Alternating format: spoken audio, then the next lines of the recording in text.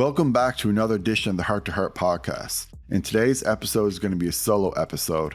I'm going to be focusing on how you can utilize AI or ChatGPT specifically on how to improve your overall health.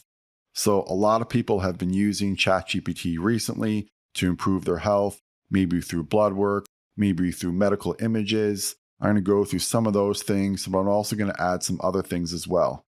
We do know that the future of healthcare is going to be in AI. And I think that more and more people are starting to utilize it. And so that's why I wanted to do the podcast on this episode today. So let's get started. So first of all, like I said, one thing that you can do is when you have any kind of medical image done, so whether it's an X-ray, whether it's an ultrasound or an MRI, all these things can be uploaded into ChatGPT. Now, most people, don't get the actual image of the shoulder or of whatever it is that they're actually examining. But what they do is they get a report from the radiologist. And so what you can do is you can upload that report into ChatGPT. And so how can that be beneficial to you? Well, sometimes when people get these reports, they don't really understand them that well, and they're kind of basically explained with a lot of medical jargon. And because of that, people don't really completely comprehend or understand what they're actually reading. And so ChatGPT can actually fix that. So once you upload the image, you can ask it to, in layman's terms, explain exactly what's going on in the report. And then once you get that report, then you can actually ask it, what you can potentially do about it. So say if you have a particular injury to your back or to your shoulder, you can ask it to, okay, so what things can I do now to rehab or prehab my shoulder injury or my back injury? And so that way you can get a customized program to basically, tell you exactly what to do on how to make your movement, your mobility, and decrease your overall pain. And so it's pretty incredible for, doing things like that. Now, of course, it's not going to be 100% accurate all the time.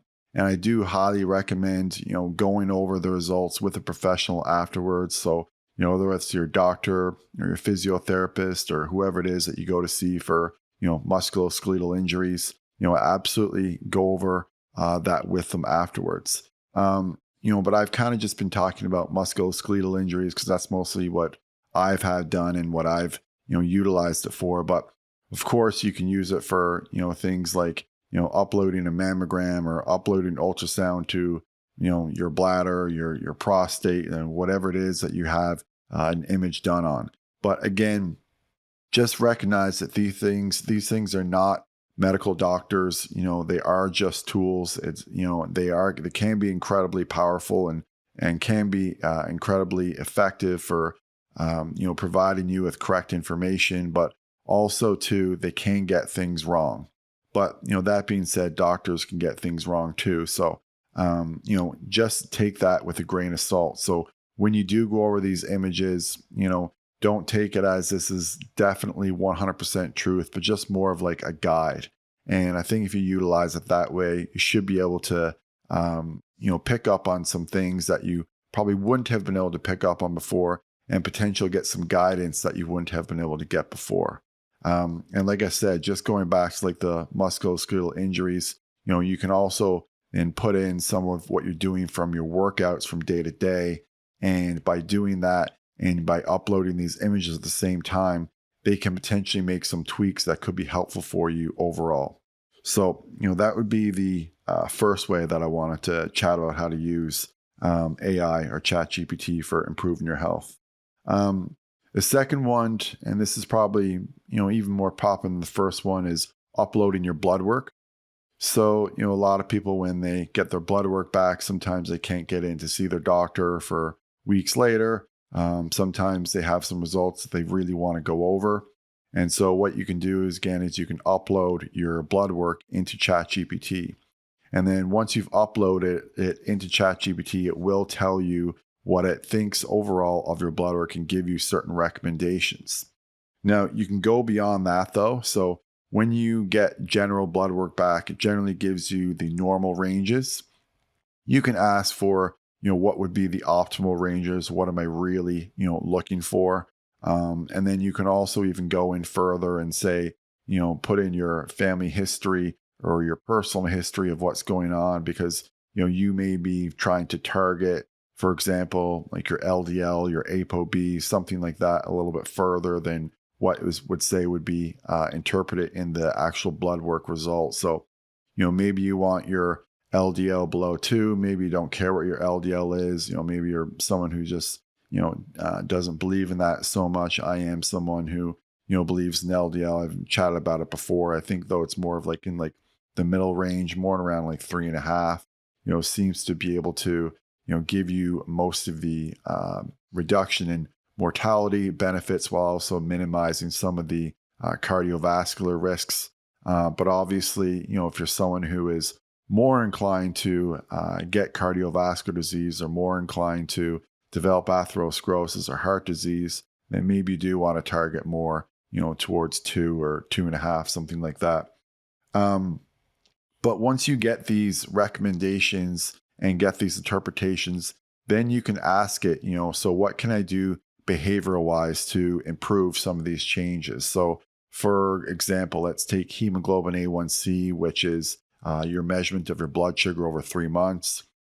Obviously for behavioral change, it's going to, probably tell you a lot about diet, exercise. Those are, the mainstays of, reducing your overall hemoglobin A1C. Those are the behavioral changes, but it may give you specific recommendations as to how much cardio you should be doing in a week, how much zone 2, or how much HIIT cardio, high intensity interval cardio, how much, strength training. All those things can be asked and built in when you're interpreting your overall blood work. And then you also can proceed to ask it, what about supplement options? Like say if you don't want to go to the pharmaceutical route at first, and it may ask you, again, we'll just stick with the example of hemoglobin A1C. It may suggest berberine, for example. And then you can ask it, what about pharmaceutical options? And then pharmaceutical options will probably, tell you things about like metformin and that kind of thing. So, there are various different ways that you can, utilize this tool to improve your overall interpretation of your blood work. And like I said, you can ask it all these different questions. So some people, when they chat with their doctor, certainly not all of them, but they can get a little bit frustrated because some doctors, will jump more or less into pharmaceuticals right away. But this way you can ask about behavioral modifications first.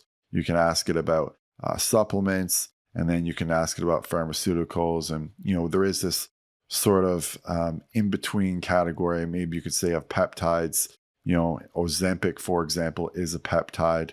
I won't get into that too much there today, but you can ask it, are there any potential peptides or anything else that, you may be missing that could be helpful overall for, improving your health and that particular parameter. But again, that's just one parameter. So you can just keep going through all the different parameters of health on your blood work that you've uploaded into the program and discover, what would work best for you and what you can incorporate into your life.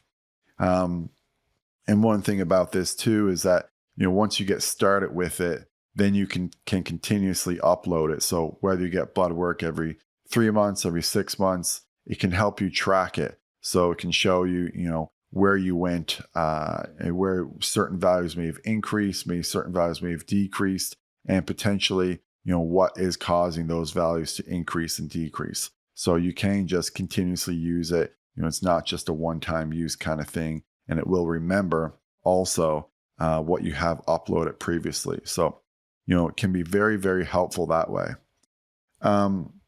Other uses you can have for it, this one here is not probably as effective as the first two in some ways, but if you get a skin lesion or a skin irritation and you want to know what it is, you can take a picture of it, upload it into ChatGPT, ask it what it is. Unfortunately, I've uploaded things before and it has gotten it wrong. So, I do want you to be really careful about using it for this particular use because, like I said, I've uploaded before and, just got the wrong answer. But sometimes, it can give you the correct answer, or sometimes at least it can give you a little bit of a differential diagnosis. It would tell you, potentially it could be one of these, 2, 3, 4, or 5 things, something like that. So, again, probably not as helpful to some degree as the uploading of your images of your scan or uploading, blood work, because those are, a little bit more objective, particularly the blood work.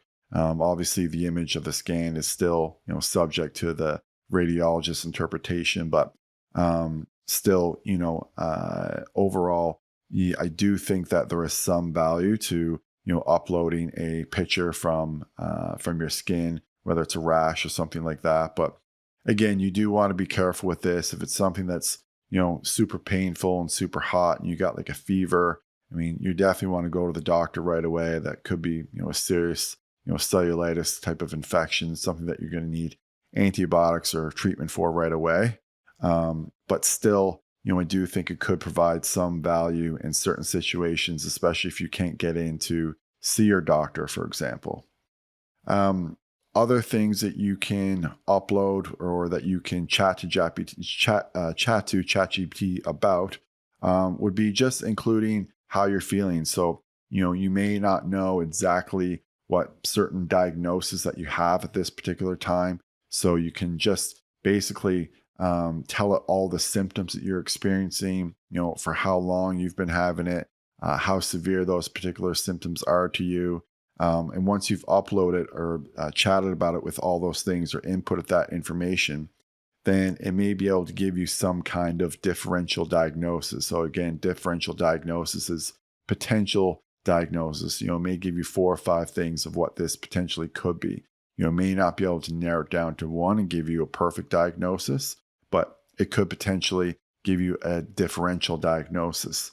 And then based upon that differential diagnosis, it could tell you, for example, what labs to order, what doctor to go to, or what alternative healthcare professional to go to in order to get more information and to be able to get a final diagnosis.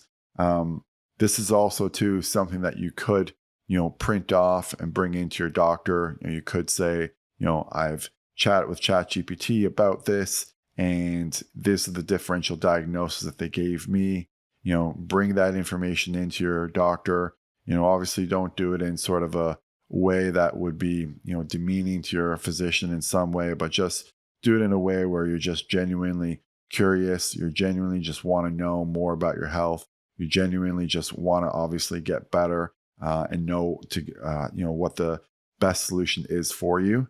And I think if you do it in that way, your doctor should be fairly open-minded to it about it, and should actually make the appointment go easier and be more helpful overall. Because then you're more prepared and you already have a little bit of an idea and understanding of what's going on. So moving on to other uses for ChatGPT and AI and your health.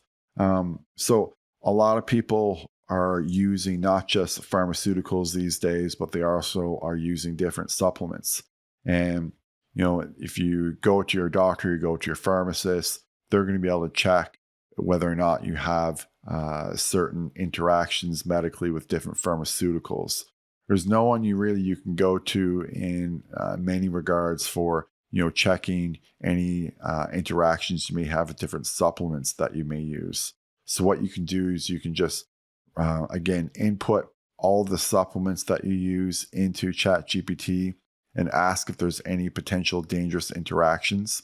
You can also then to include your pharmaceuticals if you're taking them on top of them and see if there's any interactions between the pharmaceuticals and the supplements that you're taking. In addition to that, you may be doing something that's a little bit redundant. Maybe there's some supplements or pharmaceuticals in there that you actually don't need to take.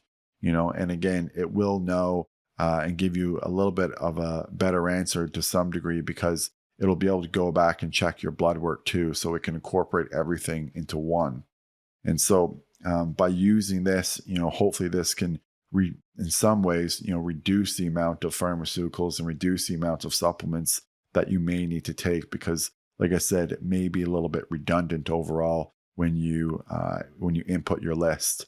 In addition to that, this is something that also that you can present to your physician if you are, someone who wants to just double check again and discover what their, opinion is on, taking different various pharmaceuticals or taking various different supplements. And if you do find an interaction, maybe that's something that you do want to discuss with your doctor. So all these things I think can, be helpful overall.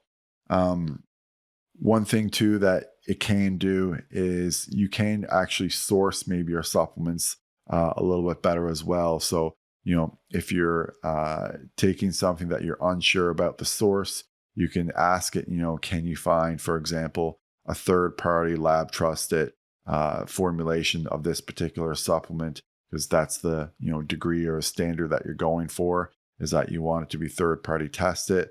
Also too, hopefully you don't want to compromise, quality or anything like that, but you also can ask it, maybe there's somewhere cheaper online that you can find it. So you may be able to reduce the overall cost. Maybe you're overspending on a particular supplement that you could get for a little bit cheaper. So these are things that you can ask ChatGPT to help round out and improve your overall supplement stack and supplement routine. Other things that you can do as well in terms of, sticking with the supplements as well as, a lot of people will want to do something targeted. So they'll want to, for example, build a protocol just towards cancer or just towards cardiovascular disease or just towards the thing that they're most worried about. And so you can say, based upon my supplement protocol, what am I missing right now that would be able to help decrease my risk of cardiovascular disease or decrease my risk of cancer or whatever it is that you are trying to decrease your risk of. For others, it may be Alzheimer's or Parkinson's disease due to, personal history or family history. And so it may be able to, tailor a particular stack for you so that you can have, the best supplement or pharmaceutical or combination of that stack together in order to help reduce your risk of disease and overall severity and sickness. One thing that I have seen people chat about a little bit more recently too, and there was a study actually that came out, I forget the exact citation, I'll have to list it in the notes, but it actually showed that by using ChatGPT as like a therapist, it was just as helpful as even going to a therapist. Now, again, I'm not saying it's a substitute for it, and I'm not saying that, other studies won't come out and potentially say that this isn't the case, but there is some evidence anyway indicating that ChatGPT can in fact act a little bit like a therapist. So you can, tell ChatGPT your problems, whether in, work or school or relationships or just general stress, anxiety, depression, PTSD, like whatever it is that you're experiencing, you can chat to ChatGPT about it. And it may be able to help you find some solutions for it. Maybe that's through, CBT or cognitive behavioral therapy and reframing your thoughts altogether. Maybe it can help you process some of your emotions in certain situations, and tell you, how you should, be reacting to something a certain way or how you could react to it a little bit better. And, you can also ask it, to improve on things that we know are good for our health. So, you can use it as like a gratitude journal or as like an acceptance or forgiveness journal and just keep going back to it. And not only is it something that you can write down, for example, like you write things down and say when you're journaling, or a lot of people use something called like the 5-minute journal, which is excellent. But it'll actually give you a little bit of feedback as well. So I think that actually can provide a little bit of benefit for people who are looking for that. Now, some people will say this kind of takes a little bit of the human approach out of it altogether. And certainly, like I said, I'm not saying that this is a substitute for a therapist, but it is something that does give people access to basically anytime they want, 24/7, 365. Whereas, when people are going to therapists, they often don't go to them too often. It may be, once every couple weeks, it may be once a month, it could be less. This is something you can basically access any single time you want to. So it gives a huge advantage that way. The other thing too is obviously the cost. So, I would venture that 80 to 90% of my patients, possibly more, just don't have the $150 or $300 to pay the therapist every time they want to chat for an hour. Obviously, with ChatGPT, that's not going to be an issue. If you do have a paid subscription, sure, you're paying $20 or $30 a month or whatever it is, but it's going to be significantly less money overall. So you can save a lot of time, you can save a lot of energy, and this can, in fact, improve, some people's overall health and some people's mindset just by using ChatGPT as a therapist. So, whether you want to use it as a journaling guide or as, just a back and forth dialogue like you would with a therapist, I think it is reasonable thing to do. And like I said, we do actually have some evidence that this is effective overall. So moving on from using it as a therapist or a mindset coach, one thing that a lot of people struggle with, and this certainly affects their health, their mental health, and in some ways also too their physical health, is just designing their day and just improving overall productivity. And so what you can do is you can, input all the things that you want to do throughout the day, give it your schedule, and it may be able to spit back a schedule to you that helps you schedule your life and prioritize your tasks. And by, prioritizing your tasks and giving you a schedule, and by sticking to that schedule, you can in fact reduce overall anxiety, reduce overall stress, and just feel better about yourself because you are being productive and you're not missing things. So, whether it's, things about your bedtime, things about, improving productivity in the day, whatever it is, you can input all of that into ChatGPT and it can give you some kind of routine or some kind of schedule that you can then use to hopefully improve the overall productivity of your day and maybe just give you a little bit more peace and a little bit more happiness for yourself. There are a few other things that I want to discuss here too. So one thing that, may seem a little bit obvious is that, you can use it as just general research. So, maybe it's not a particular thing that's currently in your supplement stack or currently in your pharmaceutical stack or anything like that, but it's just a new topic that you want to discuss. It could be a new supplement, could be a new exercise you saw on YouTube, whatever it is. You can input that into ChatGPT and then you can ask it to give you, say, PubMed peer-reviewed references. So don't ask it just for anecdotal references. Ask it for things that have good scientific backed research on it.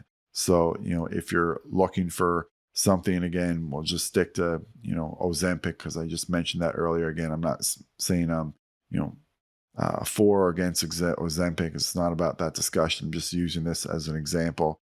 It can show you studies, so you can ask it, give me medical studies that have been peer reviewed in PubMed that show that Ozempic, does X, Y, Z, and also to list all the common side effects.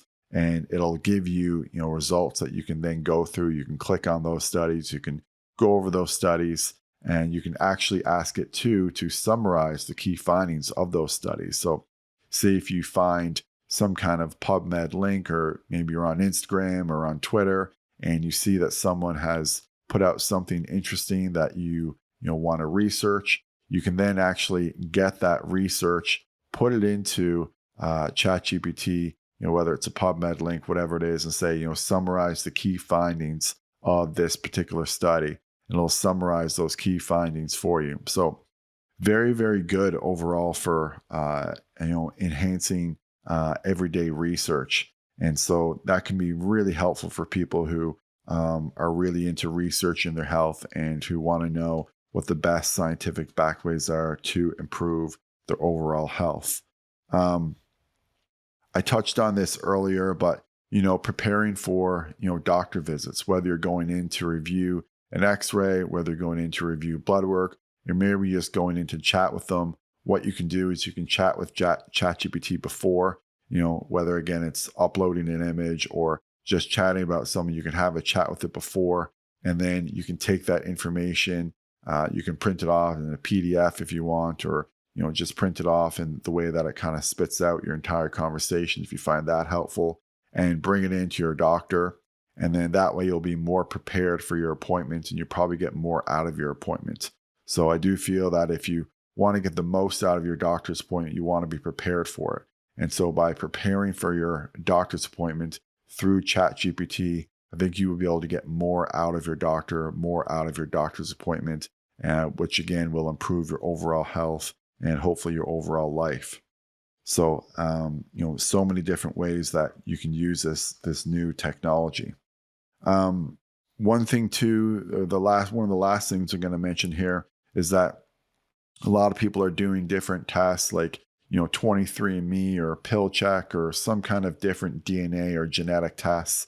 All these things can be uploaded into ChatGPT and it can give you some insights as to what, these particular things are, how they're meaningful for you and your overall health. And so, for example, say if you upload something from, 23andMe that or from pill check that, shows some kind of, interaction or some kind of genetic thing with yourself, you can then bring that into your doctor and you can ask it, ChatGPT, what are some alternatives considering that I have this particular, genetic thing that going on, and may give you some alternatives. And then you can bring that into your doctor and you can chat with them about that. So, so many different ways that it can improve potentially the relationship with yourself and also with your doctor and hopefully, improve your overall health. And so, that's mostly, what I have there for today. There's definitely other ways that you can use ChatGPT. I think that, we're still in the very early stages of this. It's always updating. It's always getting better. But again, I do want to be really, really careful here about, if it's something really serious, you definitely need to chat with your doctor about it. And even if it's not something serious, it's something that you just want to use as a guide. You don't necessarily want to take it for its final word because it can make mistakes. And, you don't want to have some kind of fatal, mistake through ChatGPT that really, injures yourself, injures your health, and makes things worse for you overall. So again, it's not perfect. It's not going to replace your doctor, but it can be utilized effectively to improve your overall understanding of your health and improve your overall health and potentially improve the relationship that you have with your doctor just by improving the optimization of the visits and what you get out of it. So that's mostly what I had for you today, guys. Hopefully you really enjoyed this episode. I'm sure there's some things in here that, you guys are using ChatGPT for your health that I didn't include.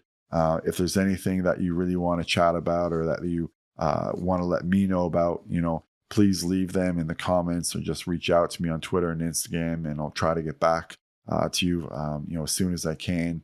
And then also too, like this is an episode that I think I'm going to be upgrading or I'm going to be doing, maybe every 3 to 6 months. You never know, just because there are going to be more and more developments coming out in health that I think people will be able to use and integrate with ChatGPT.